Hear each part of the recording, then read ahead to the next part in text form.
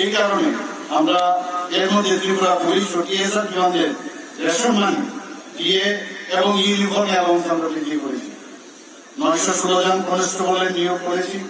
6067 জন special এক্সিকিউটিভের already তালিকাভুক্ত হয়েছে। 218 জন sub ইন্সপেক্টরের পদোন্নতি এবং প্রায় 1000 কর্মীকে বর্ধিত ডিউটি চার্জ প্রদান। আগে বছরের পর বছর গেলেও আমরা দেখতাম যে বিশেষ করে পুলিশ বাহিনী খালি এখান থেকে ওখানে খালি যাওয়া আসাই করতো, কিন্তু পদোন্নতি কিন্তু হতো না। এবার আমাদের এই সরকার আসার পর ঠিক সময়ে বিশেষ করে পুলিশ বাহিনীতে আমরা অন্যান্য স্তরে তো আমরা করি, তাদের যেখানে যা দরকার প্রমোশন সেই কাজটা আমরা কিন্তু টাইমলি আমরা করছি।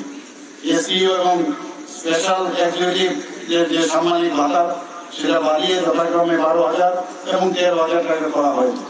ত্রিপুরা পুলিশের পরিকাঠামো উন্নয়নে অর্থবদ্ধ করা হয়েছে। রাজ্য সরকার এবং ত্রিপুরা পুলিশ সার্বিক স্বাস্থ্য বীমা প্রকল্প গ্রহণের উদ্যোগ প্রক্রিয়াধীন রয়েছে।